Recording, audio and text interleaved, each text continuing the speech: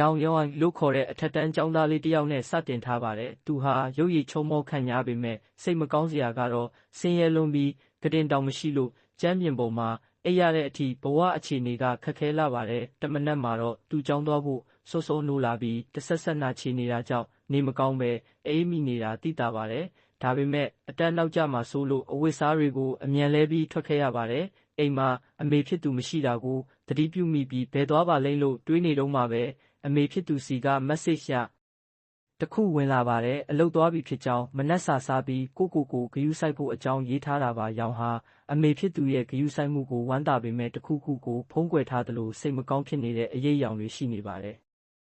ကျောင်းရောက်တဲ့အခါမှာတော့လူမိုက်ကျောင်းသားတစုဟာသူတို့ရဲ့ YouTube Channel အတွက်လက်လွှင့်နေကြတာကိုတွေ့ရပါတယ်။သူတို့ကကြည့်ရှုသူတွေကိုဒီနေ့သူတို့ရဲ့အတန်းဖော်တစ်ယောက်ကိုအဆိုတော်အိုင်ဒေါ်တစ်ယောက်လိုဖြစ်သွားအောင်မိတ်ကပ်ပြင်ပေးပြီးပြောင်းလဲပေးမယ်လို့ပြောနေကြတာပါ။အဲ့ဒီလူကတော့ရုပ်ချောပေမဲ့ဆင်းရဲတဲ့ကျွန်တော်တို့ရဲ့သူရဲကောင်းရောင်ပါပဲ။ဒါပေမဲ့ရောင်ကမျက်နှာပြက်ပြီးစိတ်ကောက်နေတာကိုသူတို့သတိထားမိသွားလို့ဗီဒီယိုရိုက်တာကိုခਿੱတရက်ပြီးသူ့ကိုလာပြောပါတယ်။သူတို့ပြောသမျှကိုနားထောင်ပြောနေသလိုဟန်ဆောင်ဖို့မဟုတ်ရင်တော့ရိုက်နှက်ပြီးမျက်နှာဖျက်ပစ်မယ်လို့ချင်းချောက်ကြပါတယ်။ပြီးတော့အဖိုးအခအနေနဲ့ဒေါ်လာတ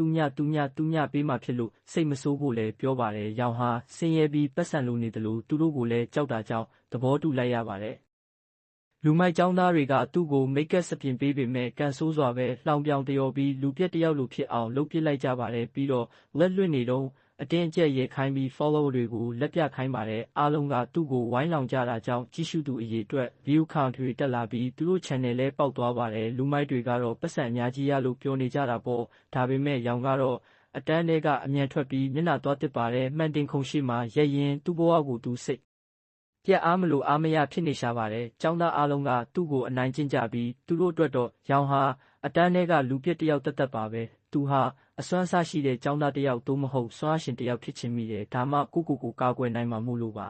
။မျက်နှာတစ်ပြီးအတန်းထဲအပြန်မှာတော့သူ့စီကနေ$တန်းအကျွေးဆေးလေးတစ်ဆေးလွတ်ကျသွားပါတယ်။သူကဆင်းရဲတော့အဲ့ဒီအကျွေးဆေးနောက်ကိုလိုက်ကောက်ရင်းနဲ့လူမိုက်ကိုင်းကောင်းဆောင်နဲ့တိုးပါတယ်။အဲ့ဒီကောင်ကရောင်ရဲ့အခြေအနေကိုလှောင်ပြောင်နေတာပါ။ရောင်ကရှက်နဲ့ပဲသဘောတူထားတဲ့ပတ်စံကိုပေးဖို့တောင်းပါတယ်။ဒါပေမဲ့လူမိုက်ကပတ်စံမပေးပဲလိမ်လည်ပြီးအားနေတဲ့ရောင်ကိုဘိုက်ကိုလက်သီးနဲ့ထိုးချလိုက်လို့ရောင်ကျန်းပြင်ပေါ်လဲကျသွားပါတယ်။အဲ့ဒါတင်မကသေးပဲစေကူတာဖို့ပတ်စံမတက်နိုင်တဲ့ရောင်ရဲ့နေမကောင်းတဲ့အမေကိုပါဆက်ပြီးနှိမ်ချစော်ကားပါတယ်။တကယ်လို့ဆီယာမကိုသွားတိုင်ရင်နောင်တရစေရမယ်လို့ချင်းချောက်ပြီးရေမောကထွက်သွားပါတယ်။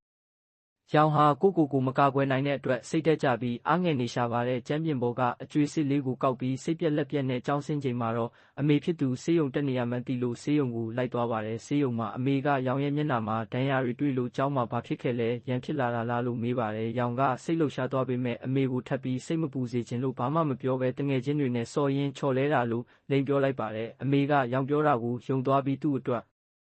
်စိတ်မပူဖို့သူ့အရွယ်လူငယ်လေးတွေလိုပျော်ပျော်ရွှင်ရွှင်ဖြတ်တန်းဖို့ပြောပါတယ်။ကျွန်တော်တို့သူရဲကောင်းလေးကလည်းအမေစိတ်အေးအောင်ဟန်ဆောင်လိုက်ပေမဲ့ဆေးရုံစရိတ်ဝေစာရွက်ကိုမြင်လိုက်ရတဲ့အခါကုသစရိတ်ကအရန်ကြီးမှန်းသိလိုက်ရပါတယ်။ဒါနဲ့သူပတ်စံစုဖို့ဆုံးဖြတ်ပြီးသူအလုပ်လုပ်တဲ့စားတောက်ဆိုင်ကိုသွားကတနေ့လုံးချက်ပြုတ်စပွဲထိုးလုပ်ပါတယ်။သူ့ဘဝတစ်ခုလုံးကဆင်းရဲဒုက္ခတွေနဲ့မှုအခြေရေးစားထားဖို့ဆိုတာစဉ်းစားဖို့တောင်အချိန်မရှိပါဘူး။အဲ့ဒီအချိန်မှာပဲမန်နေဂျာရောက်လာပြီးဆိုင်မှာအလုပ်သမားအသစ်ကောင်မလေးတစ်ယောက်ဝင်မယ်လို့ပြောပါတယ်။ကောင်မလေးရောက်လာပြီး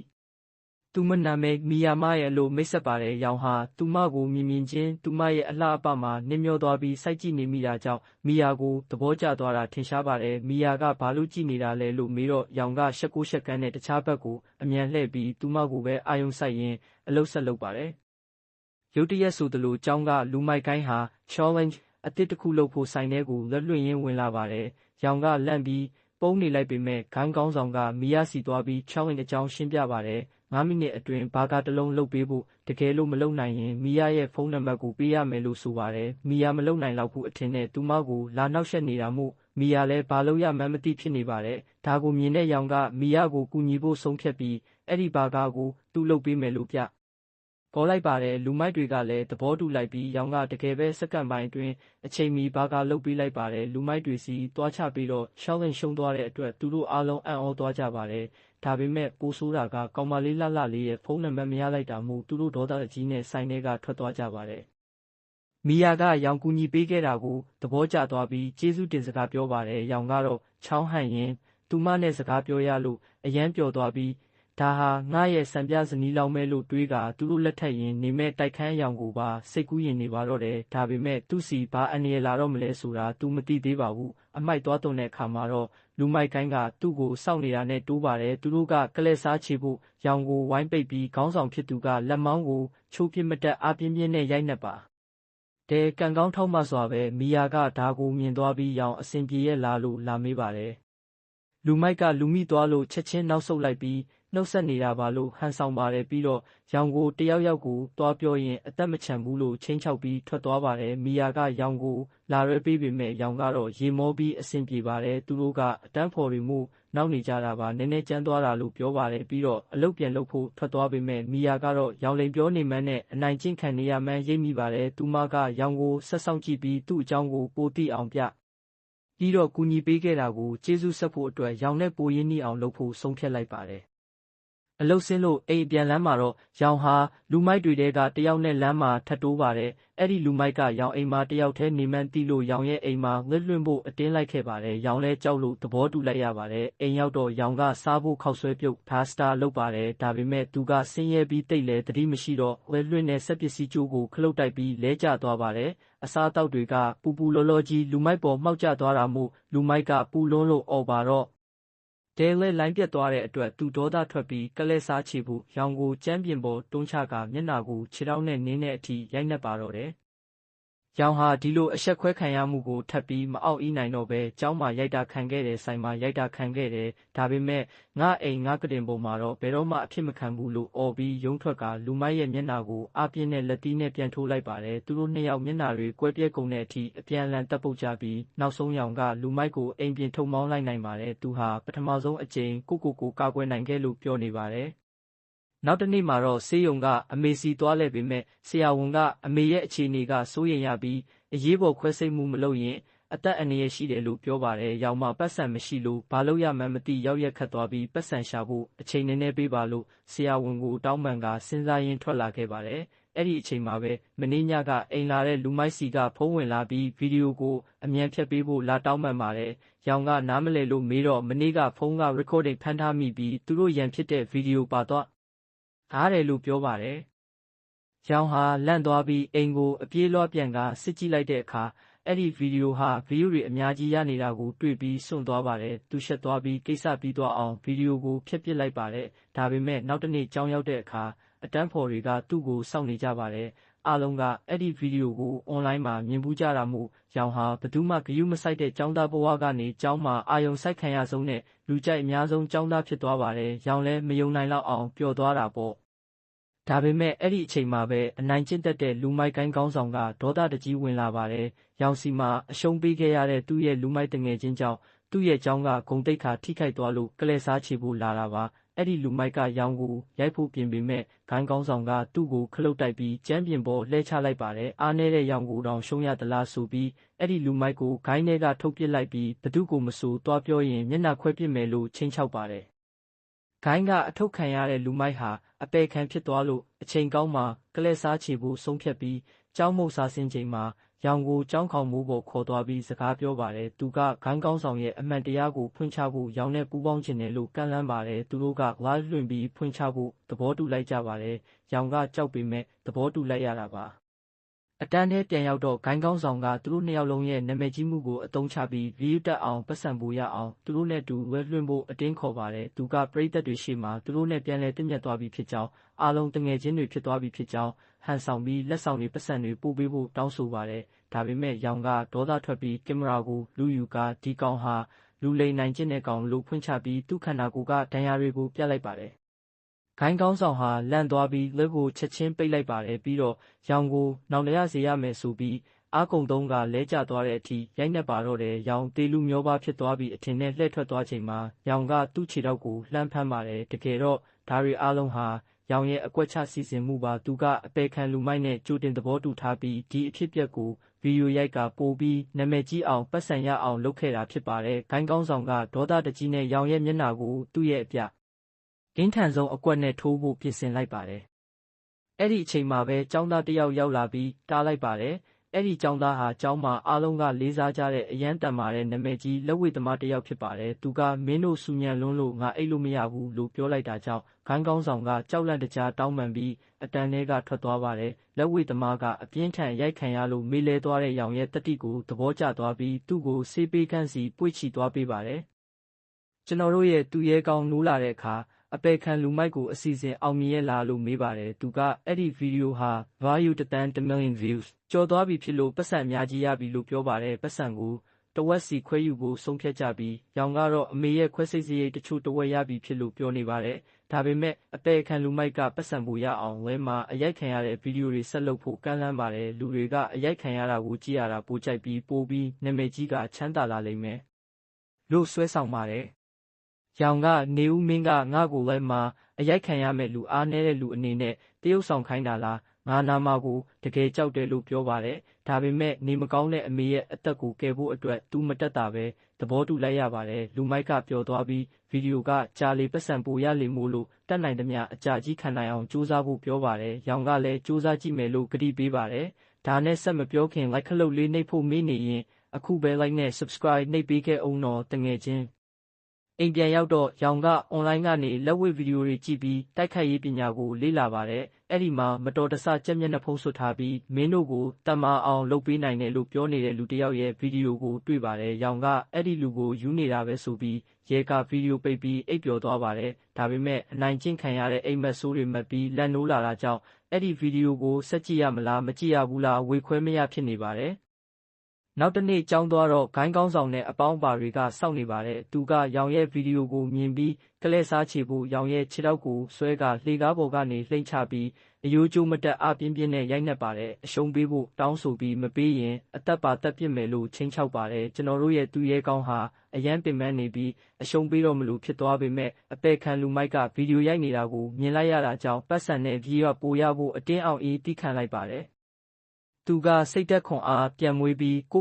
ကာကွယ်ဖို့ဆုံးဖြတ်လိုက်ပါတယ်။ကြက်မျက်နှာဖုံးဆွရဲ့ဗီဒီယိုကိုသတိရသွားပြီးတကယ်တော့သူကြောင်းမလာခင်ကအဲ့ဒီဗီဒီယိုကိုတေချာလေ့လာခဲ့တာပါ။ပြိုင်ဘက်ကိုအနိုင်ယူဖို့ဆိုရင်အရင်ဆုံးရန်ဆက်ရမယ်ပြီးရင်သူတို့ရဲ့အားနည်းချက်ကိုအသုံးချရမယ်လို့တင်ပေးထားတာပါ။အဲ့ဒီအချိန်မှာသူကဗီဒီယိုထဲကအတိုင်းလိုက်လုပ်ပြီးမျက်နှာကိုလက်နဲ့က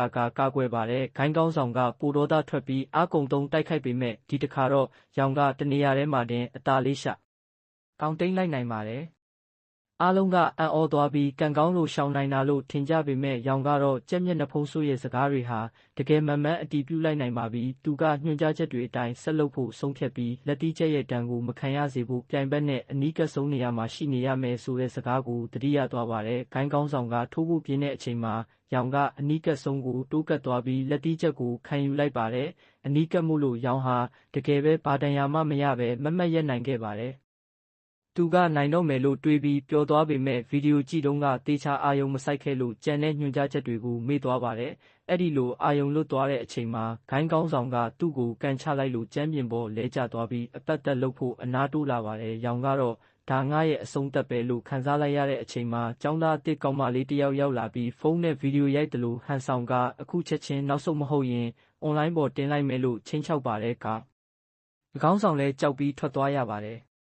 ရောင်ကသူ့အသက်ကိုကယ်ပေးတဲ့အတွက်ဝမ်းသာအားရနဲ့ကြောင်းခေါင်မိုးပေါ်ခေါ်သွားပြီးကျေးဇူးတင်စကားပြောပါတယ်။ဒါပေမဲ့သူမကိုတခါမှမမြင်ဘူးလို့အံ့ဩနေစဉ်မှာကောင်မလေးကသူမနာမည်မွန်ဆိုမန်စောစာသားတဲ့တွင်မန်လိုမန်စောဟုပြောရေးထားသည်ဖြစ်ကြောင်းနိုင်ငံခြားကနေအခုမှဒီကြောင်းကိုပြောင်းလာတာဖြစ်ကြောင်းပြောပါတယ်။အပေခံလူမိုက်ကလည်းသူမရဲ့ပင်ကိုစရိုက်ကိုသဘောကျသွားပြီးသူတို့ဖွဲ့တဲ့ဝင်ဖို့ကန့်လန့်ကသူတို့ရထားတဲ့ပတ်စံ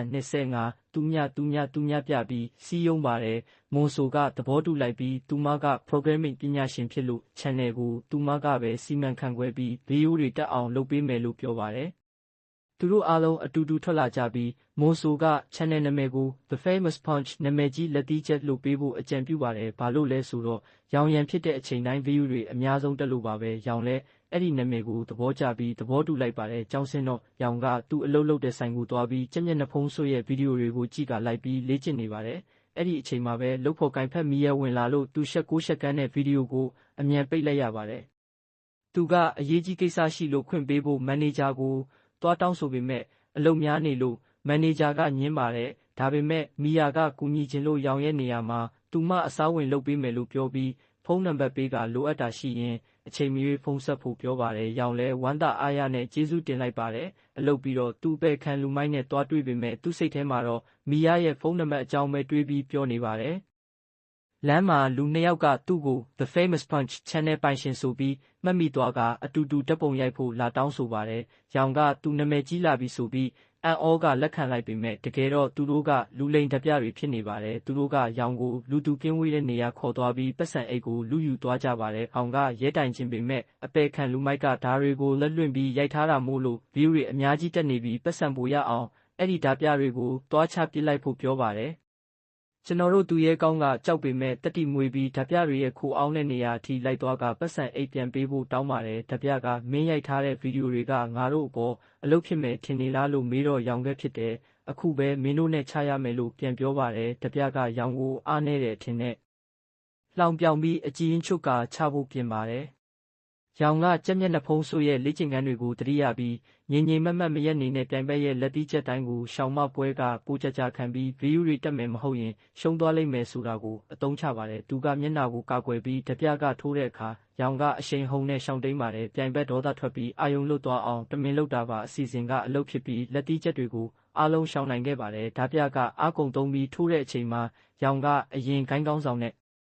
ဒုံးကလိုပဲအနီးကပ်ဆုံးကိုတိုးကပ်ပြီးကာကွယ်လိုက်ပါတယ်။အနီးကပ်မှုလို့ရောင်ကဘာမှမဖြစ်ပဲဓာပြကသာလက်နာသွားပြီးအော်ပါတော့တယ်။ဓာပြကရောင်ဟာတာမန်ကျောင်းသားမဟုတ်မှန်းသိသွားပြီးအရှုံးပေးကပတ်စံအိတ်ကိုပြန်ပေးလိုက်ပါတယ်။ရောင်နဲ့အပေခံလူမိုက်တို့အောင်ပွဲခံကြပြီးအားပေးတဲ့ follower တွေကိုကျေးဇူးတင်စကားပြောပါတယ်။မွန်ဆိုကလည်းအခွင့်ကောင်းယူပြီးဗီဒီယိုကို channel ပေါ်တင်လိုက်လို့ပို့ပြီးနာမည်ကြီးကပတ်စံတွေအများကြီးထပ်ဝင်လာပါတယ်။ရောင်ကပတ်စံကိုအညီအမျှခွဲဖို့ပြောပေမဲ့မွန်ဆိုကသူမကပျော်ယုံတက်တက်လောက်တာမို့ပတ်စံမလိုချင်ဘူးလို့ညင်းပါတယ်။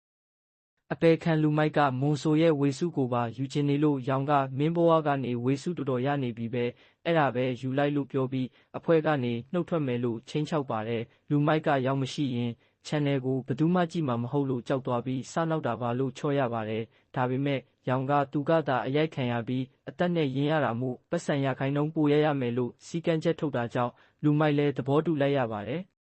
နောက်တနေ့မှာရောင်ကဆေးရုံကအမေစီသွားပြီးဆေးဖိုးတွေပေးချေလိုက်ပါတယ်။ channel အကြောင်းကိုတော့မပြောဘဲအလုပ်ကနေပတ်စံကောင်းကောင်းရလို့ပါလို့လိန်ပြောပါတယ်။အမေရဲ့အကြည်ညှစ်ဆုပ်ပြဲနေတာကိုသတိထားမိလို့အင်ဂျီအစ်စ်တစ်ထည်သွားဝယ်ပေးဖို့ပြင်နေတော့မီယာစီကစကားပြောချင်လို့ဆိုပြီး message ချဝင်လာပါတယ်။သူအံ့ဩပြီးအကောင်းဆုံးအဝတ်စားတွေလဲကမီယာနဲ့တွားတွေ့ပါတယ်။သူကမီယာကိုဈေးကြီးတဲ့ကဖေးဆိုင်ခေါ်သွားပြီးသူမကြိုက်တဲ့ရေခဲမုန့်ဝယ်ကျွေးပါတယ်။သူသဘောကျရတဲ့ကောင်မလေးနဲ့စကားပြောရလို့ပြောနေတော့မှပဲလူငယ်တယောက်ကရောင်ရဲ့ဖက်နှက်အဟောင်းကြီးကိုလှောင်ပြောင်တာကိုကြားလိုက်ရပါတယ်။ရောင်ကရှက်သွားပြီးမီယာကသူ့ကိုအထင်သေးမလားလို့စိုးရိမ်နေချိန်မှာမီယာကဆိုင်မှာလူမိုက်တွေရန်ကကယ်ပေးခဲ့တာကိုကျေးဇူးတင်ကြောင်းနဲ့သူမကရုပ်ဝတ္ထုပစ္စည်းတွေကိုဂရုမစိုက်ကြောင်းပြောပါတယ်။သူတို့ကဖေးဆိုင်ကထွက်ပြီးပျော်ပျော်ရွှင်ရွှင်လမ်းလျှောက်လာတော့မှပဲကျောင်းကလက်ဝှေ့သမားနဲ့မတော်တဆဆုံပါတယ်။အဲ့ဒီလက်ဝှေ့သမားကမီယာရဲ့တငယ်ချင်းဟောင်းဖြစ်နေတာကြောင့်သူတို့နှစ်ယောက်ရေမောနောက်ပြောင်နေကြတာကိုမြင်ပြီးရောင်ကတဝန်တူပြီးအားငယ်သွားပါတယ်သူတို့ကြားမှာသူကလူပိုကြီးလိုခံစားရလို့ခြေထောက်နာတယ်လို့စင်ကြေပေးကစိတ်ပြက်လက်ပြက်နဲ့အိမ်ပြန်ခဲ့ပါတယ်အဲ့ဒီအချိန်မှာအပေခံလူမိုက်ကနောက်ကနေဗီဒီယိုရိုက်ရင်းပေါ်လာပါတယ်သူက follower တွေကရောင်မီယာကိုသဘောကျနေမှန်းသိသွားကြပြီမို့တတိမွေးပြီးတွားဝင်ခံဖို့တိုက်တွန်းပါတယ်ဒါပေမဲ့ရောင်ကညင်းပါတယ်မီယာကသူ့ကိုညင်းမှာကိုကြောက်လို့ပါသူကမီယာကတန်မာပြီးတတိရှိတဲ့လက်ဝှေ့သမားကိုပဲရွေးမှာပေါ့ငါကတော့အားနေပြီးအားလုံးရဲ့အနိုင်ကျင့်ခံရတဲ့ကောင်ပါလို့ပြောပါတယ်ဒါပေမဲ့သူ့တငယ်ချင်းလူမိုက်ကစိတ်တူသွားပြီးရောင်ရဲ့အင်ဂျီကိုဆွဲကစူးစမ်းကြည့်ဖို့နဲ့ဆက်ပြီးတတိမွေဖို့အားပေးစကားပြောပါတော့တယ်